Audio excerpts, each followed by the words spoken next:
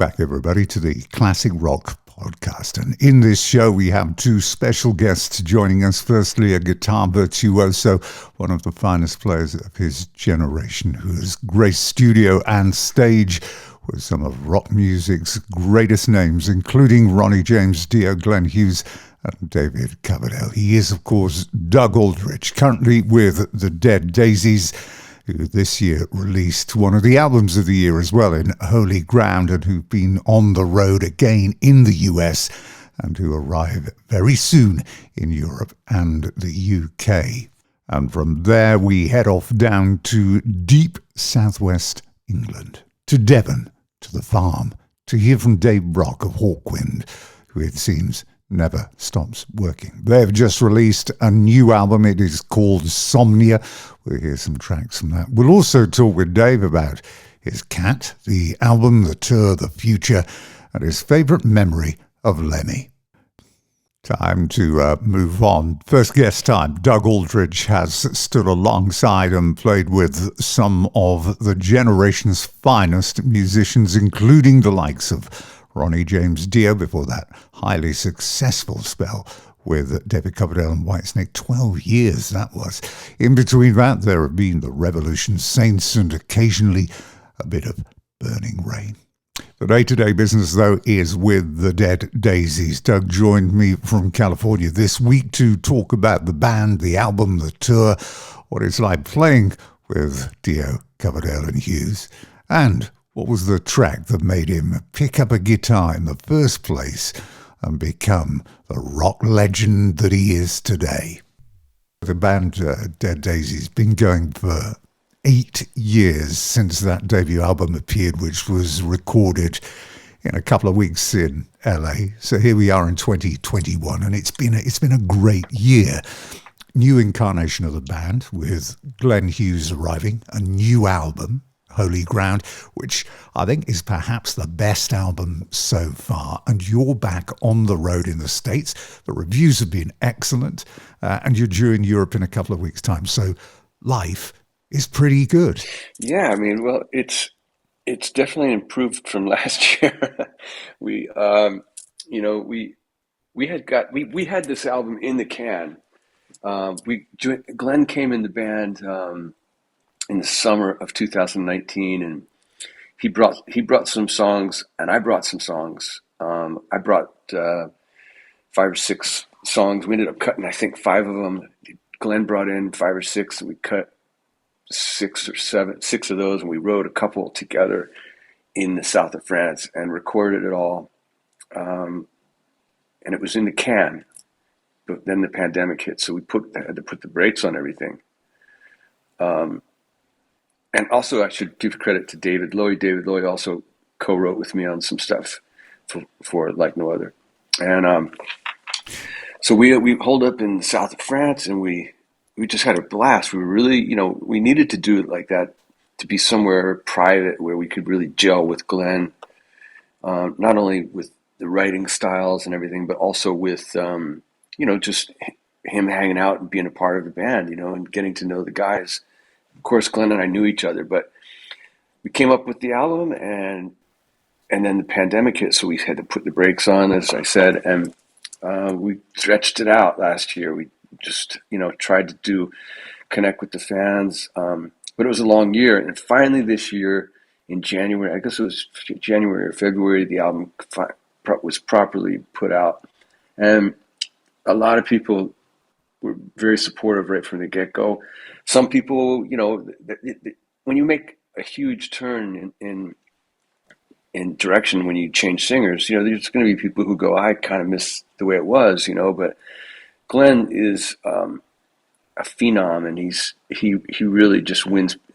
He won everybody over, and his writing and his delivery on the album is great. But I think now that we've started playing live, I've had several people tell me that in fact, a photographer was doing a review for a Japanese magazine, and he said, Doug, I think you guys sound way better live than the album.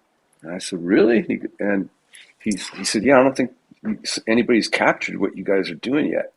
So who knows what the future holds, but I'm glad we're finally playing, and it's better to have somebody say, you sound better than the record than, wow, the record sounded better than the live.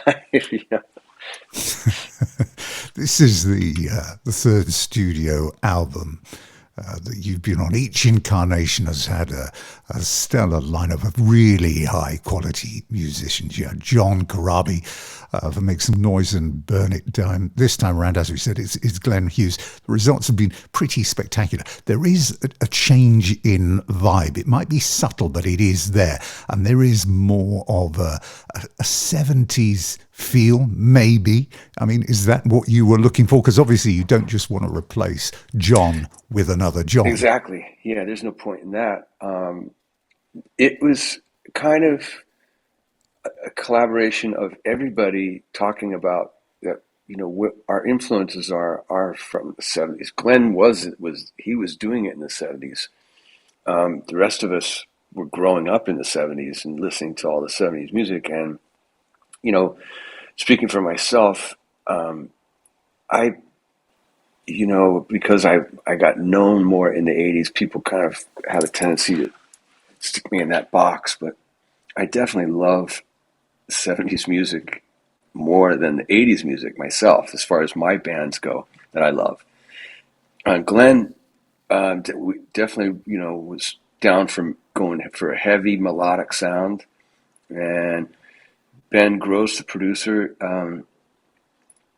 he is an amazing producer, and I think he had conversations with management, and he definitely had conversations with the band, and we were kind of going for what you got there, which is,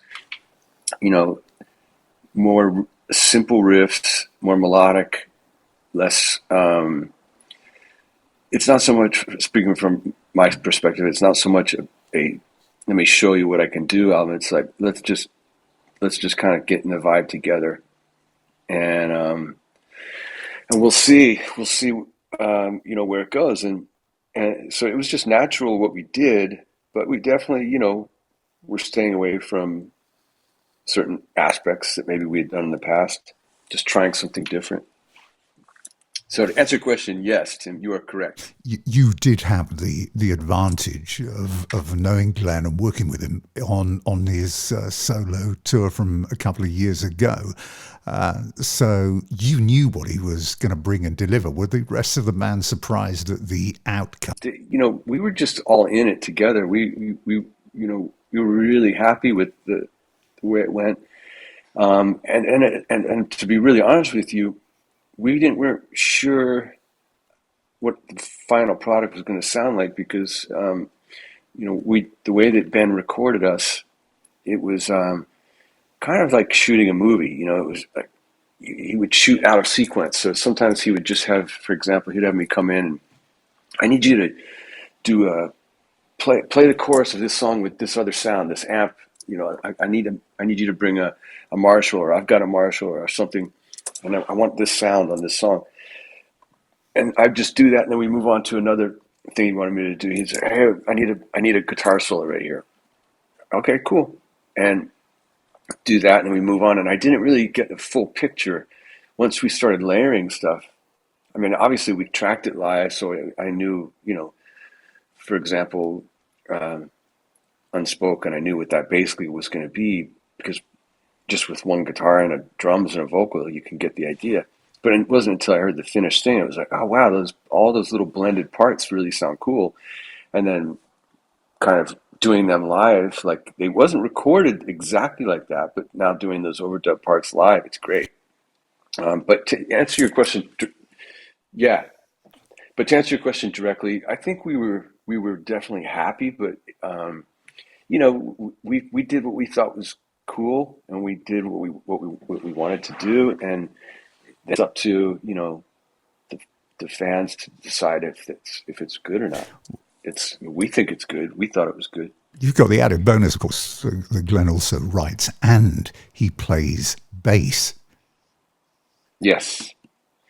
Yes. I mean, Glenn is a phenomenal bass player, one of the most melodic bass players that I've ever worked with. And he's got a ferocious tone, especially live. He's very particular about his live tone, and likes it, to be a certain way. But yeah, he's melodic. He plays lots of really cool melodies underneath guitar solos and things. He's just having fun. He's just doing it. He's just being Glenn. So yeah, that is an advantage. Why is it, do you think, that this formation change in the musicians actually works so well for you? Because it's not actually a very easy thing to pull off, to continually make the right choices and enhance the quality of the product from what went before. Yeah, well, there's just a matter of luck involved, but you've got ingredients that were together. I mean, that's the thing that, whether or not, I brought a song to Glenn or Glenn brought a song to me, he's going to put his stamp on my song. I'm going to put my stamp on his song. David puts his stamp on everything. There's definitely a thread that runs through all of the Dead Daisies stuff, which is David Lowy, and I want him to get credit for that, because he really does play with a certain style. It's a very honest, simplistic style. And to blend that with somebody like Glenn Hughes, who's, like I said, just he's just God-given natural, Glenn. And together it sounds like it doesn't sound like a Glenn album. It doesn't sound like a Dead Daisies album exactly, but there's flavors of both, So You've had great reviews on the road in the States so far. The set list is a good mix of the new, plus there's cover versions in there as well. Eclectic selection there as well, by the way. Fortunate Son, Midnight Moses, Alex Harvey Band, Mistreated, and then you couldn't ask for a better way to send the fans home happy, could you, than Glenn ripping through Burn? Absolutely. And it's a different vibe and sound than what he does with his solo band, or what I did with Whitesnake, or he did with Deep Purple. It's a different sound now, because this is two guitar players without the keyboards. So you get a more daisified Burn, which is really cool. I love that. It's really good. A daisified, that's a great term, daisified. I'm throwing it out there just to give the band a little credit. It's a great song. I mean, the song stands on its own. You can do it with an acoustic guitar and it still sounds great. But it's cool. It's just, I like to point things out sometimes, because people forget. They go, "Oh, it's Glenn, so I know what it sounds like." But it is different, because Glenn's never had two guitar players before. It's first time. You've been lucky enough over the last 20 years or so to have worked with true vocal legends. Ronnie James Dio, David Coverdale, and Glenn Hughes. How would you describe what it was like to stand on stage, and in the studio, of course, with those guys? Well, it started with Ronnie, and I was coming into the band. It was his band, and I came in on the tail end of the album, but the album we had not been recorded as far as the guitar parts, so I had an open canvas, and I'll never forget the feeling of going in there and working with Ronnie on my guitar parts, and I'd say, "What do you think of this? What do you think of this?" I would do a lot of pre-production, and the feeling of just working with Ronnie, not even, it was way before I got a chance to play with him on stage, is a feeling I could never forget. And it was, and we ended up writing a couple songs together for that album as well, that Killing the Dragon album, and we jumped right into a tour. Well, I should say we rehearsed for 6 weeks, and Ronnie and I discussed a few times where I was like, "Ronnie, I'm struggling a little bit with how close I need to be on these older songs. Like, do you want it to be exactly like it, or do you want me? What do you think?" He goes, "Just do what you think." And I said, "Well, I mean, I'm all the ins and outs, the turns, are going to maybe be a little different, because we all have a different way to play. But obviously, the melodies I think we need to hit those, you know, and not experiment too much. I mean, people haven't heard you do Heaven and Hell for a while, so I want to make sure I get that, you know, as close as I can. Fortunately, uh, stylistically, me and Tony have a lot of some similarities, and Vivian and I do as well. But working with Ronnie and seeing him on stage the way he owned the stage was incredible. It was like it was just he was like, if I could compare him to a sports athlete that's just fearless, or or like Stevie Ray Vaughan, you know, a guy like that. He's a gunslinger. The recording light comes on, or he gets on stage, and there is no fear. It's just like he owns it, and that's how Ronnie was. And I learned a lot by watching him. You called him the Of best course, heavy metal singer. David Coverdale, you called the best heavy blues singer. David is a bluesman at heart. He loves it. He loves. I mean, he loves a lot of different eclectic stuff too, but he is a bluesman. His tone that comes out of his mouth is really what it is, and how he got that was he said, I used to listen to these blues songs on the radio, and what I didn't understand was they did have a growly voice, but the radio had this tube compression that was going on, he said I didn't know this at the time, so I just tried to emulate this big raucous sound that was coming out of the radio or off the record player, not realizing that mics were distorting and the tubes were all heated up, and that's how I got my sound, just emulating those records and that sound. I thought that was pretty cool. But he's a dynamic performer, as you know. He's larger than life, and working so closely with him, it was like I really felt like we were family by by a couple of years in. Me and him, he was like a big brother that I never had, and we just naturally hit it off. We wrote a lot of songs and produced a lot of things together and played. I don't know how many shows we played, but I don't know, maybe 1,000 shows. Oh, I'm not sure. easily. I mean, you were there for the rebirth, weren't you, of the Whitesnake legend?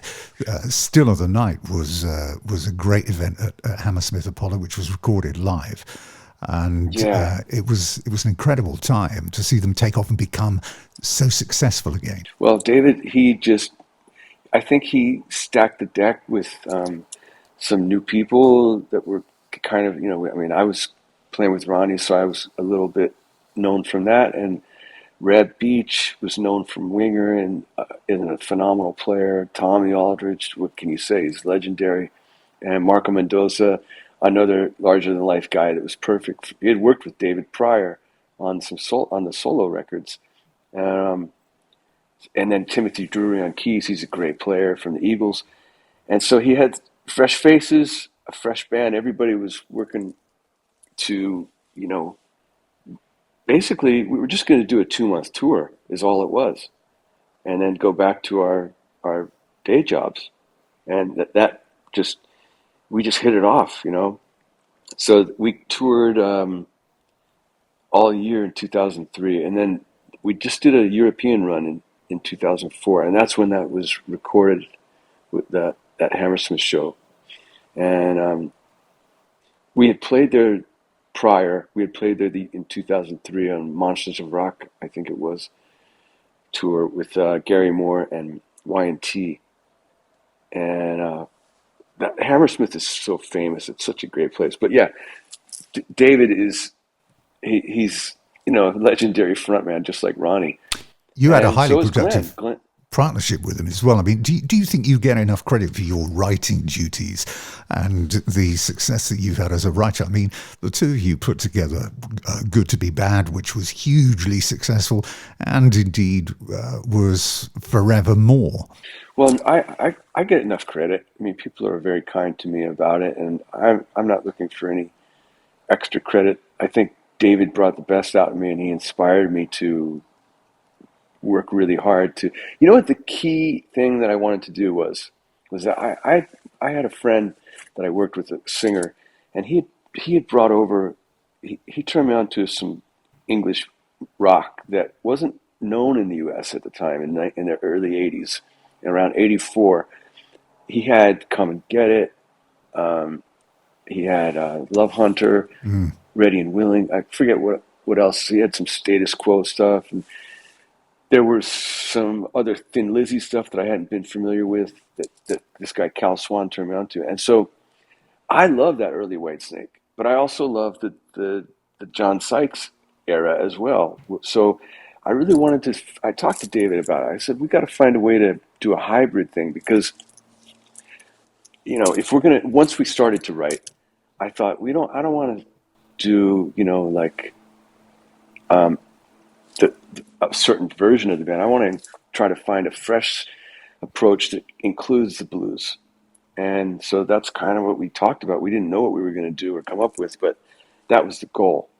So I was happy about that. He's, of course, famous for changing lineups as well. You were there from 2002 to 2014. Did it surprise you how long the pair of you stayed together? Yeah, it did. But it would also, we would have stayed together longer had it not just been for, I had, I was going through my second divorce as a member of Whitesnake. and but this time I had a child involved, so it was like, okay, I gotta calm down here. And my wife, who are very amicable, we're still, we share custody of the child. He lives with my wife and I now and our daughter, but he's with his mom a couple days a week. But at that time, she was so burned out by me being gone with David all the time, either writing or recording. And it's not David's fault by any stretch; it's my fault. But she got burned out, and she just needed a break. So I needed to take care of my son, and that meant, I didn't have as much time with David. And David said, "Well, you guys should just move up here." And I thought about it, and I just thought, I know how it is when I'm working with David. It's like we're going 120 miles an hour, and I had a 4-year-old kid. I just couldn't do it, and I just thought I could see there was a little bit of tension building with me and David, and I just didn't want it to be like that. I really grateful for the opportunity he gave me, and grateful for his friendship. And I just thought, it was time to take a break. Take a break. And I knew that it was going to be, a situation where David would probably, it would be like, he's not going to invite me back. He's going to move forward. That's how David always is, and I knew that. But I just tough decision, but I think it was the right one, and it's good for David too, because he got some new players that are amazing, and I'm really excited to hopefully I'll get a chance to see them next year somewhere. Or even better yet would be if the Daisies could do some dates with them. That would be cool. Oh, that'd be a great idea. Listen, the other thing that we missed out there, when you were talking about all of these great old players, and Glenn now with the Daisies, the one thing that they all have in common is that they were all under the wing at one stage in life or the other of Richie Blackmore. Blackers, yep. I know. It's so funny. Think about all the musicians when you fan it out into the family tree that have somehow or another, in 6 degrees of separation, worked with somebody who worked with Richie, or you know what I mean? It's like he's got a huge that wing's got a lot of people underneath it, and it's cool, man. I'm just grateful for Richie being in this world, and he's still here, and it's great because if that's the first song, like probably 100,000 other guitar players, "Smoke on the Water" is the first song I ever tried to play on guitar, and played it very badly, wrong in the wrong key and whatever. But I could hear the intervals between the notes, and I knew that it was that bam bam bam. And once you find that on the guitar, you go, "Oh my God, that's that! I can play that Deep Purple song now, and it's the greatest riff ever, probably." And yeah, very very simple, but thanks to Richie for that one. Now, coming back to the UK view, in a couple of weeks' time. It must hold a few special memories, having performed here so many times. What do you remember of your first time here? I was trying to look back to pick a time when I thought you appeared for the first time. Was it the Killing a Dragon tour with Ronnie James Dio at the London Astoria back in 2002, or had you been before? Did we? Is that what we played? The Astoria, Yeah, that was the opening 2002. date. Oh wow, going right into the fire. I think that would have been, yeah, that would have been the first time then. I believe, and man, Ronnie loved the UK so much. He was he was always, even greater when he was there because he was so happy. He had so many mates everywhere throughout the country, and I remember we would have curry probably 3 nights a week. It was like nowhere else, and that's the first time I really got to experience England and how, the way that it is, and the food and the people and the accents and the weather, everything. It was amazing, He man. did a very, very good English country gentleman's accent, Ronnie. Yeah, I know. He it was very subtle. If it was, I mean, I never heard him try to do any accent. It was a very subtle thing, but for me, he always just sounded like Ronnie, his regular voice, but his mannerisms and his daily routine were very English. He loved it. His house, I don't know if you ever saw a picture of his house, but it was like Yes. in the middle of Los Angeles. It was like one of very few. But in my area around here, Ronnie lived about 10 minutes away. There's no house that looks like this. I mean, this is like the perfect house for Ronnie James Dio. It had the big, I don't know what you call it, the cylinder in the front with the cone top that looks like a castle, and it Yeah, was an turrets. English. Yeah, yeah, that's it. And it has an English Tudor style home, white with the wood going through it, and you go inside, and it was even more like that. And it just felt like a fine British hotel or something. When you walk in, very elegant and deep and rich in history. It was cool, really cool. You've achieved a significant amount of success in your career. Is there anything that you haven't done yet that you would still like to do? Any artists you'd like to work with that you haven't? I mean, I know you're a big Jeff Beck fan. Yeah, but Jeff Beck doesn't need any help from me. He's one of the greats he's in my top five, of all time. He's still he he still plays things it's like there's nobody else that can play like him. But as far as me with goals and things, at this point, I just want to be a better guitar player, more a more solid player, a stronger songwriter. I am looking forward to after the UK tour, where I have some time off. I'm going to hunker down in the studio and start, creating some stuff. Glenn and I actually already had gone over some new music last summer when we were in lockdown.